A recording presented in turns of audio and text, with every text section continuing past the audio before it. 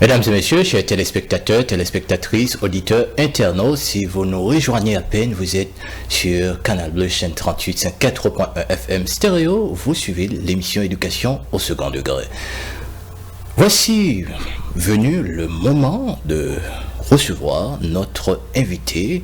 Il s'agit de monsieur Sanon Marc-Antoine. Il est prof de philosophie, étudiant en sciences informatiques, il est poète, il est aussi l'ambassadeur de l'émission Éducation au second degré.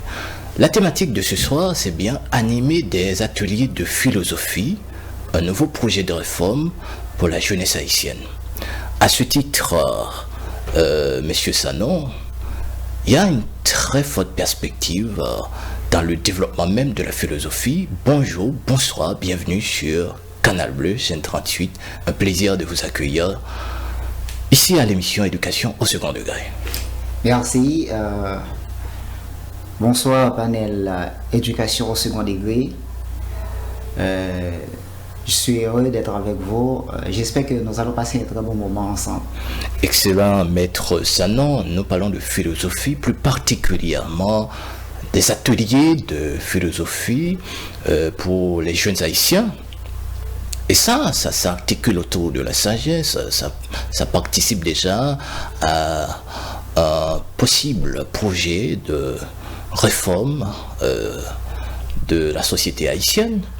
À ce titre, j'ai envie de vous demander, qu'est-ce qu'on peut dire de la philosophie, puisque cette dernière, en passant par des préceptes qui donnent des concepts qui s'attirent avec des idées qui se prolongent avec les idéologies, et l'ensemble des idéologies nous renvoient directement aux croyances, et ces dernières nous donnent une fenêtre ouverte à la philosophie, et l'ensemble des philosophies l'attitude. À ce titre, c'est quoi philosophie? Bon, merci Pétuel pour une courte présentation pleine d'humour. Philosophie, étant qu'un concept polysémique, fait l'objet de définitions multiples et variées.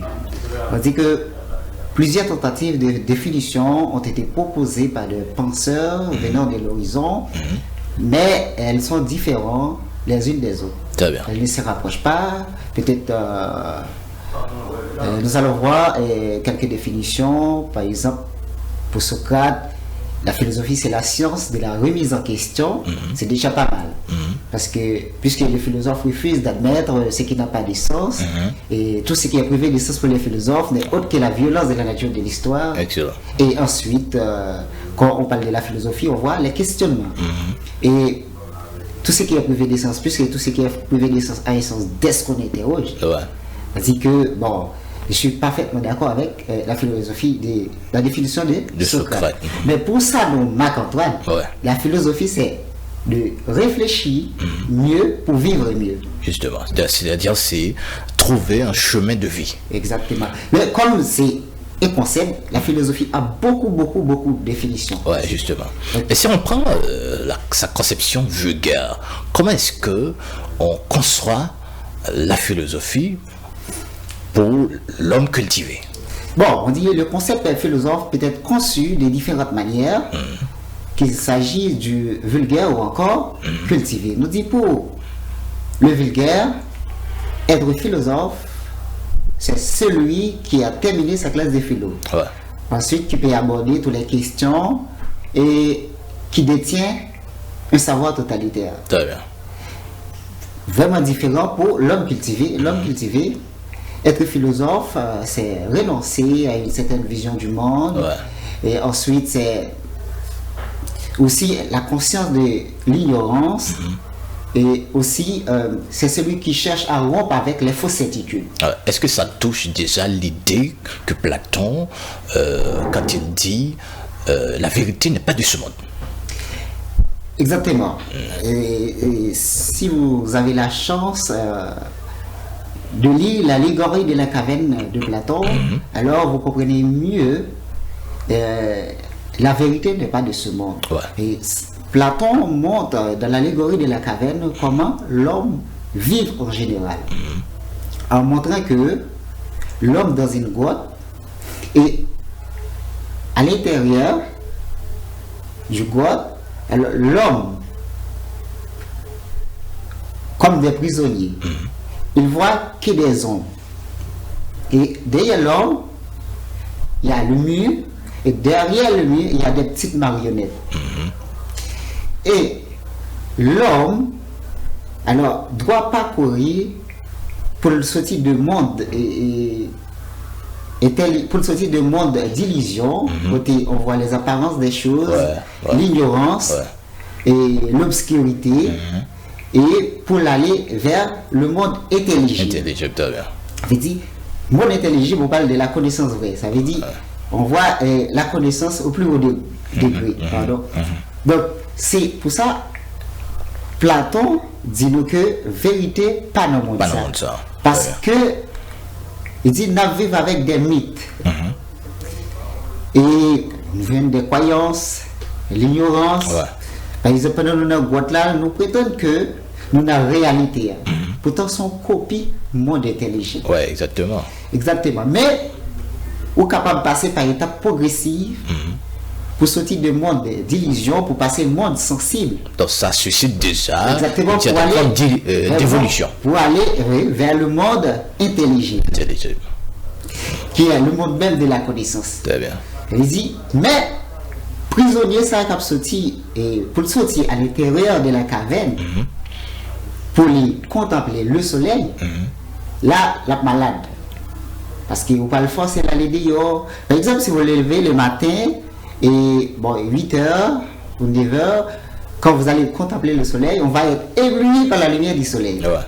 Et bien, là, il va le forcer de sortir dans l'ombre pour aller dans la lumière. Et bien, là, on est malade. Ça fait Platon, prisonnier à malade. Parce que même qu'il a fait ça par étapes progressives. Et on a comme l'impression que le soleil, c'est pas encore la lumière, c'est le reflet de la lumière. Au reflet de la lumière, parce que derrière l'homme, il y a le feu. Derrière l'homme, en haut et à gauche, il y a le feu, en haut et à droite, il y a la lumière.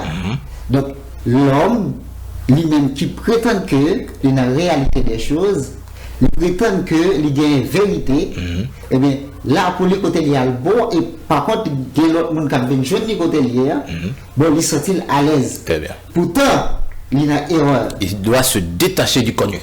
Exactement, pour aller vers l'inconnu. Madame Tertian. Ce mot que moi accentue plus, c'est sagesse, parce que Pythagore lui-même, il dit comme ça que lui-même, il pas sage, mais il à la recherche de sagesse. Il dit si tu as un seul monde qui est sage, c'est-à-dire. Et philosophie lui-même, qui sortit dans le mot grec que vous connaissez, qui c'est, les philosophes sont amis de la sagesse. Donc, question par maintenant, c'est que. Ça, c'est de manière étymologique. Bon, parce que ça a l'air un ensemble de philosophes qui approchent pas de philosophie, mais nous-mêmes tout en tant que philosophes, on approche pas de philosophie. Exactement. Qui ça veut dire sagesse pour chrétien? Bon, le mot sagesse vient du mot latin, c'est une étymologie, le mot sagesse, sapientas, qui signifie bon sens, intelligence, prudence, etc. Bref, pour chrétien, être sage, c'est peut-être calmez-vous. La solution. Exactement. Être obéissant et puis être gentil. C'est comme ça pour les chrétiens, la sagesse. Différent pour les philosophes, la sagesse, c'est peut-être, il faut se mettre en colère, il faut se révolter contre l'injustice, contre la violence. Alors, on n'a pas parlé de violence, on ne peut pas parler seulement de violence physique, on a parlé de violences religieuses, comme dit par exemple, on doit faire ça, il faut faire ça. Les dogmes. Exactement. C'est exactement des sagesses. Mais sagesse, c'est la quête du bonheur. Très bien. C'est la quête du bonheur. Du bonheur. Ok? Donc, c'est vrai, Pythagore n'a pas considéré comme ça, et Pythagore a considéré le temps vers la sagesse. Il dit, la mener en quête de la sagesse. Est-ce que il y a un monde sous terre ça qui est sage? Parce que c'est au jour le jour qu'on va faire des confrontations. Donc c'est au jour le jour qu'on va évoluer. Donc tout on va avancer vers la sagesse.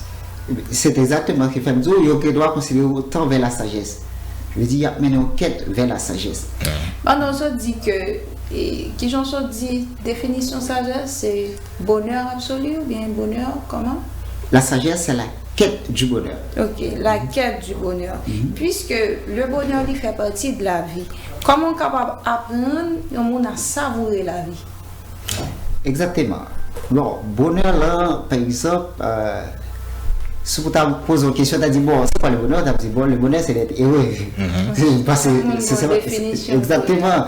Le monde où tu as dit, l'absolu bonheur, c'est peut-être. Mais j'ai très bien compris ça. Je me suis dit que si le bonheur, c'est pas après avoir voulu une très belle voiture, deuxième, après troisième, hélicoptère, mais c'est quoi? Et m'arrive à comprendre que bonheur là, c'est pas exactement ça. Par exemple, si vous avez un bon job, et puis vous perdez le job là, vous faites malheureux. Si vous avez un conjoint qui vous faites malheureuse, n'est-ce pas? Donc, eh bien là, comment capable de créer bonheur pour bonheur par vous-même? C'est apprendre à savourer la vie. Comment apprendre à savourer la vie?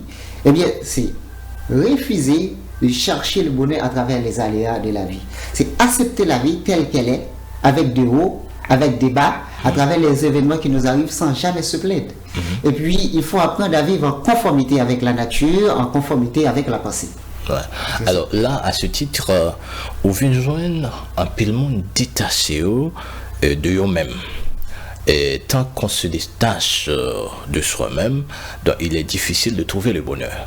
Et deuxième aspect, pour joindre le bonheur encore, parfois on refuse de célébrer les petits moments de bonheur.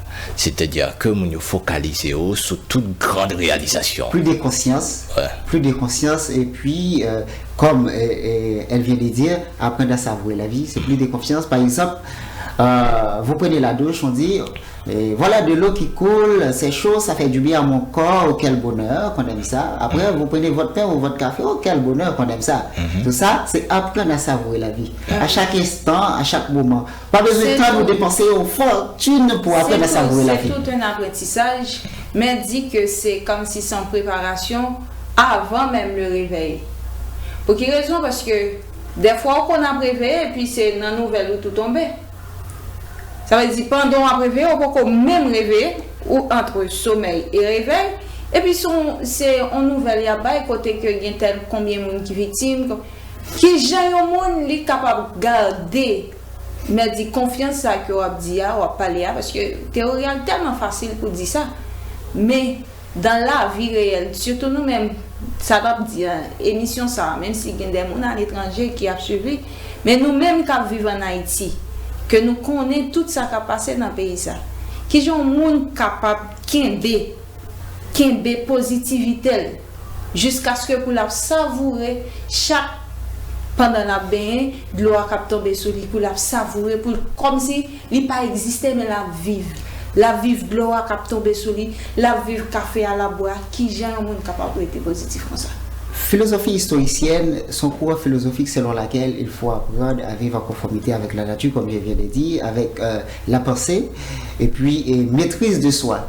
Par exemple, un philosophe historicien, donc si maman mourit là, elle balle pour la jouer, la lever, la jouer.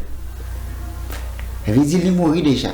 Elle veut nous, si vous conscientiser nous, et puis accepter la vie telle qu'elle est. Par exemple, nous vivons avec des maladies qu'on s'est soi-même créées.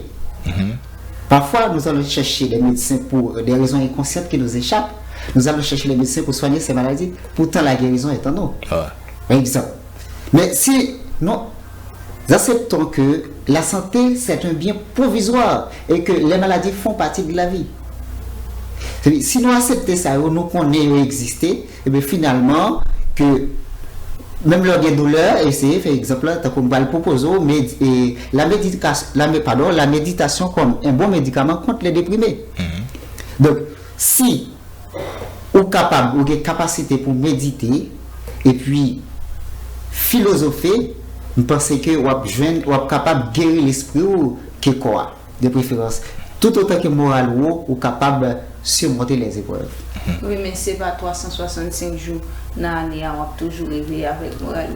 C'est ça fait les conseils tout pour toujours bien entouré. Oui, c'est intéressant, ou toujours besoin des orientations. Et il y en a qui paraît est très très bon, c'est surtout l'existence des sages. Sur la terre, il y a pile sage. Pile sage sur la terre. Et nous avons tout simplement besoin de reconnaître sage. Par exemple, si on prend Dalai Lama, Sa Majesté, tout le monde sortit les 4 coins du monde pour aller écouter Dalai Lama. Maintenant, qu'est-ce qu'il propose au monde? Il propose un sourire autour duquel il y a le sens de la vie. Maintenant, à chaque fois où rater en parole de sagesse, au café, tout en éternité, on va jouer encore. Pour qui ça? Que des gens nous rencontrent qui baouillent conseil. Les détacher de statut sage là, et c'est un sage. On ne peut jamais rencontrer ça encore. Mais est-ce que sage lui-même, Pétuel, il connaît sage? Non, mais nous évoluer. C'est comme si son... L'homme sage, il n'est plus dans le connu, il est dans l'inconnu. Et quand il touche cette dimension, on peut là, il atteint une dimension extraordinaire au point que là, il est tombé dans la spiritualité, dans l'intelligible, et au prendre là, c'est pas même au prendre besoin de jouer à ça, sans lui-même il pas chercher ça. Justement. Par exemple, c'est pas le monde qui va toujours recevoir monde pour questionner, pour répondre ensemble et des problématiques. C'est exactement comme vous venez de dire, Platon nous dit que la vérité n'est pas de ce monde. Ah ouais. Platon, pour Platon, et là, il parlait de monde intelligible, ça veut dire, il a parlé de la dialectique. Ouais. Et pour Platon, la philosophie s'est faite par le dialogue. Comme Socrate, qui était foyer, marchait dans la cité d'Athènes pour questionner tous les interlocuteurs malheureux. Et je pense que c'est l'une des raisons qu'on a accusé Socrate. Même si on a accusé Socrate de 3 choses. Mais c'est une principale raison qui fait accuser Socrate, c'est marcher questionner l'interlocuteur et puis pas oublier Socrate dédaigne l'argent et il encourage les jeunes à faire comme lui. Donc, pas oublier les Grecs, c'était des commerçants. Bon, si on encourage les jeunes pour mépriser l'argent, que ça la Grèce a défini. Eh bien, et ça fait te dire Socrate a comble jeunesse. Eh bien, c'est une raison qui peut le faire que il peut relayer Socrate dans le tribunal, malgré Socrate a obtenu 60% roi quand même. Et malgré que offert Socrate la fuite, tout Socrate refusé la fuite. Parce que Socrate accepté mourir dans le poison et relais Sigue qui composait à faire. Donc, mais c'est peut-être une raison que Socrate, même madame, il prend poison, il n'est pas présent pour lui. Pour ça, parce que il est différent par rapport à madame, n'a pas de cas comprendre. Et ça fait de nos jours où on dit les philosophes sont des fous. Pourquoi ça fait dire les philosophes sont des fous? Parce qu'ils n'ont pas qu'à comprendre. Il a essayé de créer le comportement original. Ça veut dire qu'il a essayé d'opposer avec sa coutume, mœurs, par exemple. Bagay ou télévé depuis enfance qui abdo ou continue à dire même bagay ça ou continue à utiliser. C'est une raison Platon de vérité pas dans le monde ça. C'est pour cela moi j'ai rejeté profondément la religion de mon enfance. C'est il te dit qu'on dit me faire ça, voilà, on doit faire ça, il faut faire ça. Pas faire ça mais c'est pas parce que pas faire ça parce que moi ouais pas non vérité, il pas de vérité là, donne pas choisir faire. Mais aussi moi li conforme à chemin moi je choisi faire pour dire pas faire ça mais ça pour me faire c'est une raison qui fait que plus gros problème avec religion et souvent donc que parole là c'est oui amen ça veut dire pas de contestation c'est oui amen comment on va faire ça c'est violence religieuse veut dire qui contraire à la raison n'oubliez pas la raison est universelle donc si on dit parole là c'est oui amen tout soit dit c'est oui amen donc, ça c'est violence. Donc, au contraire, je pensais que capable de bon côté pour élaborer. Dans ce cas, ça fait on dit que les philosophes doivent éviter d'être catégoriques. À faire oui ou non, ça pas pour philosophe. Ouais. Oui, non. En cas d'affirmation. Est-ce que dans ce cas, la philosophie permet à l'homme de se libérer? Exactement. Philosophie aide l'homme non seulement libéré, et puis aide guéri intérieurement. Par exemple, nous vivons avec des passions tristes qui nuisent au bien commun. Par exemple, la peur, la jalousie, colère, etc. Mais tout autant que méditer, tout ça, l'amour, par exemple, le grand Spinoza. Ouais. Un philosophe que j'ai découvert très tardivement. Il me dit, bon, Spinoza, c'est un grand philosophe du bonheur, il faut que je le lise absolument. Et puis, réellement, on va prendre du temps pour lire, penser Spinoza, qui peut-être a critiqué la religion, et puis dans sa communauté juive, qui ça va le faire Spinoza, il va le mettre Spinoza, il va l'offrir des rentes annuelles. Spinoza a refusé. Il a offert l'argent pour ne pas critiquer la Bible, pour ne pas parler de Dieu mal, et bien, pour ne pas parler de religion mal, pardon. Eh bien, Spinoza a refusé. Et bien, là où Spinoza a refusé, il va signer un barème contre Spinoza, et puis il va interdire toute personne juive de lui parler. Et bien, qui ça va le passer? Spinoza, ce sera une douleur très vive pour Spinoza d'être coupé des liens familiaux et amicaux. Et bien, Spinoza va se trouver tout seul. Et puis, Spinoza va le trouver en fille, quelqu'un qui appelle. Là, pas le croiser fille, pas le parler à fille, réellement, pour le sentir l'antigenre. Mais, par contre, cette fille-là était très catholique. Il pourrait demander, monsieur, pour le convertir catholique, pour le capable d'épouser. Oh, Spinoza a dit, bon, je préfère de renoncer à un amour plutôt de sacrifier la vérité de manière factice, une religion à laquelle je n'adhère pas. Donc, ça peut pour montrer que, pour vérité, ça veut dire, si que vous cherchez vérité, si vous ne pas dire des bagages qui non seulement pas le faire mon bien, eh bien là, c'est difficile pour philosopher.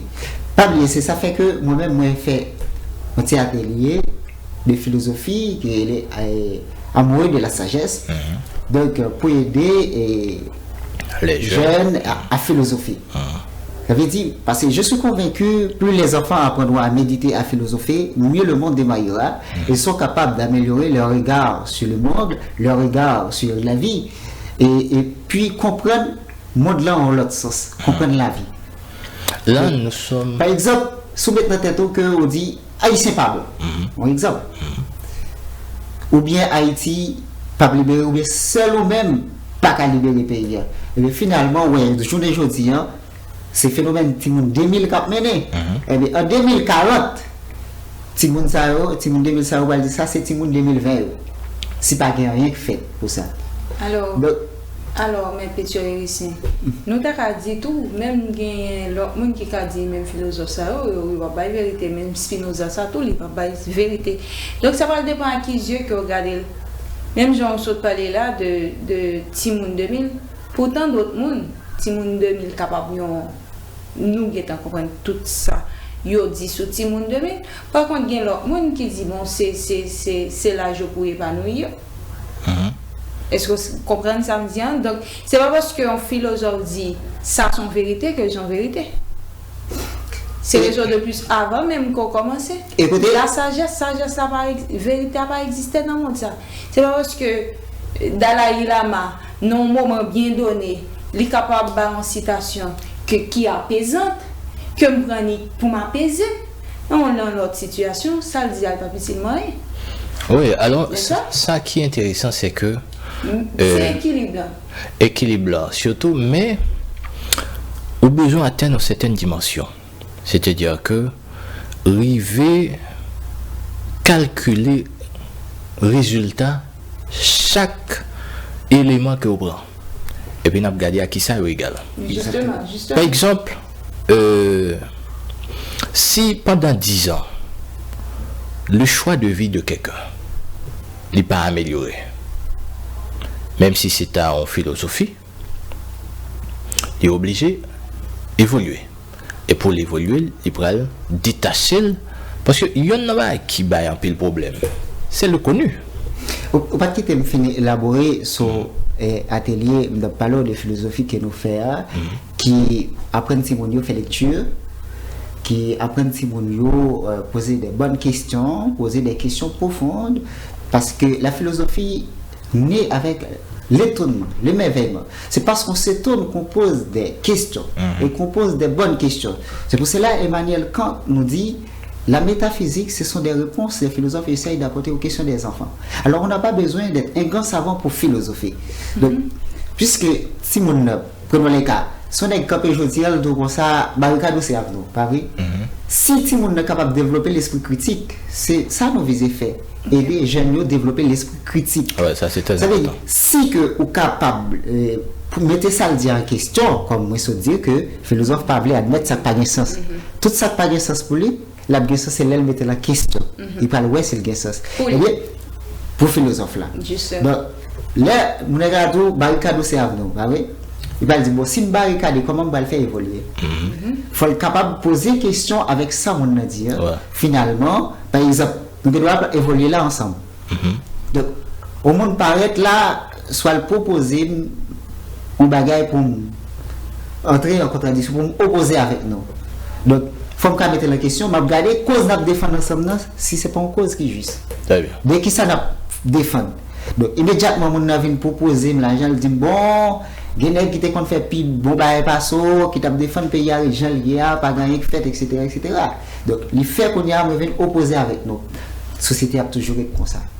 Je dis, mais c'est parce que moi, je visais même la France, Canada, la Suisse, toujours apprendre philosophie. Parce que tout autant qu'il est capable de développer l'esprit critique, c'est difficile pour mal manipuler. Vous acceptez. Il a toujours posé des questions avec ça, on va dire, et puis finalement, on même on va se tout bouleverser. Par exemple, on est dans rencontré, par exemple, comme Field, est-ce qu'on connaît vraiment vraiment? On a dit vraiment, est vrai? Pour qui saurait même?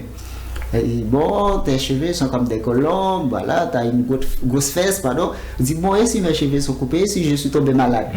C'est là. Donc, question, finalement, la poser question, poser ça, c'est pour cela qu'on dit, pour la philosophie, les questions sont plus importantes que les réponses. Parce qu'une réponse peut soulever plusieurs questions. Oui, justement. Exactement. Mais dans le cas ça, et là, nous, en entraînant. Et avant même que vous allez, moi, j'ai besoin que vous clarifiez certaines choses pour auditeurs et téléspectateurs. Parce que vous dit dans l'atelier, nous apprenons si nous avons posé de bonnes questions. Pour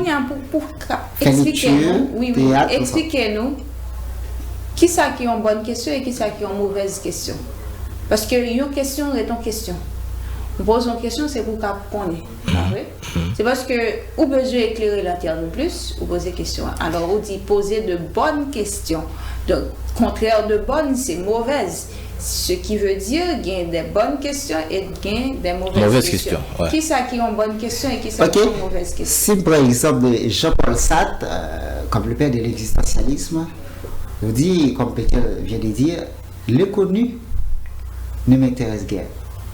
Puisque je le connais déjà. C'est le connu qui m'intéresse, puisque le me reste à connaître. Par exemple, si on connaît bagaille déjà, ou nous poser une question sur même ça qu'on connaît. C'est parce que les gens bagaille, ou tourner poser une question sur même ça que on connaît déjà. Ou dis moi question la mal formulée tant que ce qu'a dit, puisque on a été interrogé au monde, pour que vous interrogez bien, vous trouver des bonnes réponses. Si vous pas interrogé bien, vous pas cacher une réponse que vous cherchez. Et maintenant, avec, si on prend l'univers familial haïtien, est-ce que démarche d'animation des ateliers de philosophie, est-ce que ça n'a pas suscité des questionnements vis-à-vis des enfants, vis-à-vis des parents? Par exemple, comment concevoir des enfants qui questionnent tout le temps leurs parents? Mon cher, exactement. Et vous posez une bonne question. En Haïti, comme nous, à la mission éducation au second degré, nous apprenons pour examen. Ça veut dire, si nous doit aller à l'école, puisqu'elle va battre pour le réciter, il juste réciter, il arrive le bon paquet. Ça veut dire, en Haïti, il y a plus apprendre la philosophie, il n'y a pas apprendre la philosophie. Donc, même Emmanuel Kant nous dit ça, il nous dit que il n'y a pas de philosophie qu'on puisse apprendre, qu'on n'a qu'à philosophie.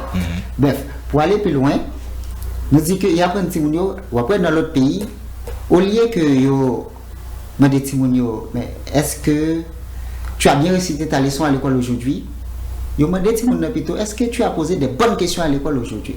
Parce que me poser question ou comprendre ça étudier ou bien ça garder puisque vous avez une idée de lui ou capable d'argumenter depuis pour parler de lui. Mais en Haïti c'est pour examen. Depuis que on a fait composer le oublier toute bagaille. C'est pour examen, ça veut dire la étudier par cœur. Gélé qu'on bail note là, on écrivait la caillou à note là et puis demain si vous plaît encore sans explication tout et puis mais éducation. Étudier et à le composer. Mais moi ça comprendre de ça. Est-ce que ça veut dire que démarche philosophique haïtienne les situe plus dans l'immédiateté? Dans l'immédiateté. Donc, j'en fais commencer à penser que si tout le monde concevoir que plus si on a médité philosophie, ça capable d'aider changer regard, ça capable d'aider réfléchir mieux pour venir à une réflexion meilleure par rapport à ce que trouver et des séries de monde jeunes garçons par exemple mon nous les gagnos c'est parce qu'ils n'ont pas réfléchi assez qui fait que ont des âmes mais si nous te prenons depuis tout petit à pas prendre nous poser des questions donc finalement yo t'apprend ouais c'est pas âme même l'autre forcé au pour âme le tape ouais c'est pas âme la bonne perception de la vie c'est pas ça c'est pas ça yo t'apprend pour yo très bien comment créer le bonheur en soi on va répondre une question ça pour nous après posant et nous allons l'observer en coup de pause. Mesdames et messieurs, vous suivez l'émission Éducation au second degré. Notre invité, monsieur Sanon Marc-Antoine, il est professeur de philosophie, étudiant en sciences informatiques, il est aussi poète et l'ambassadeur de l'émission Éducation au second degré. La thématique autour de laquelle il nous parle ce soir, c'est bien animer des ateliers de philosophie, un nouveau projet de la réforme de la société haïtienne. On observe la pause. On vous revient tout de suite après.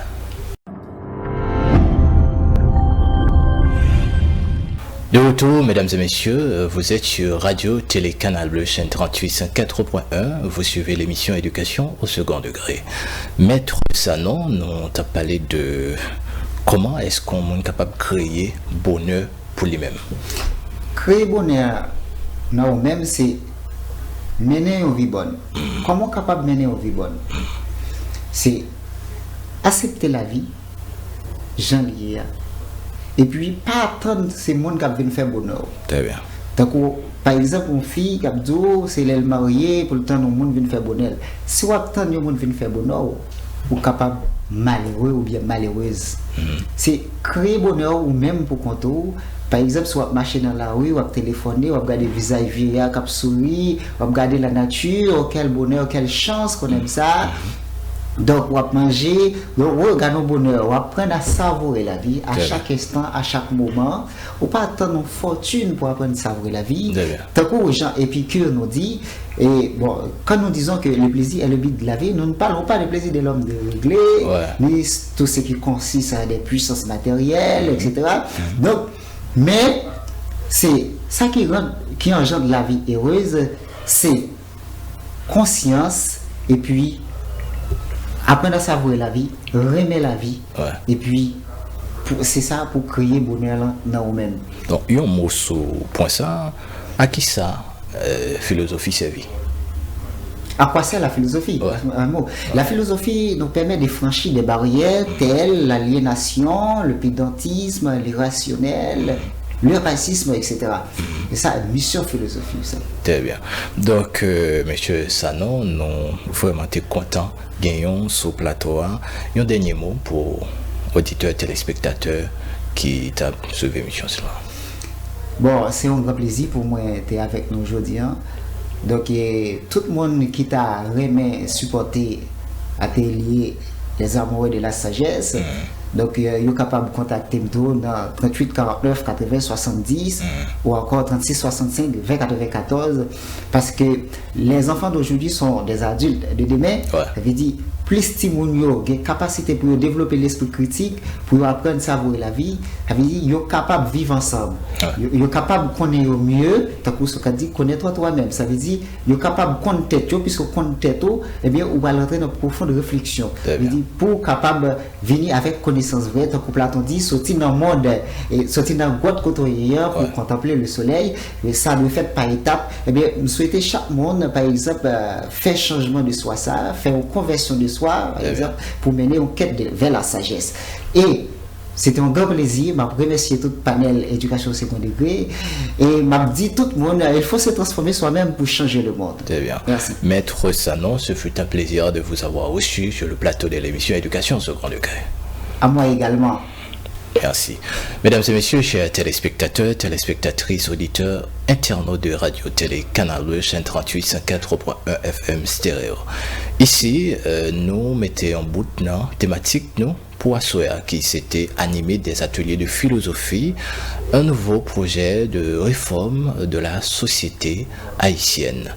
Nous prenons une dernière pause dans l'émission ça, pas oublier, invitez-nous, c'était Maître Sanon Marc-Antoine, qui est professeur de philosophie, poète et étudiant en sciences informatiques.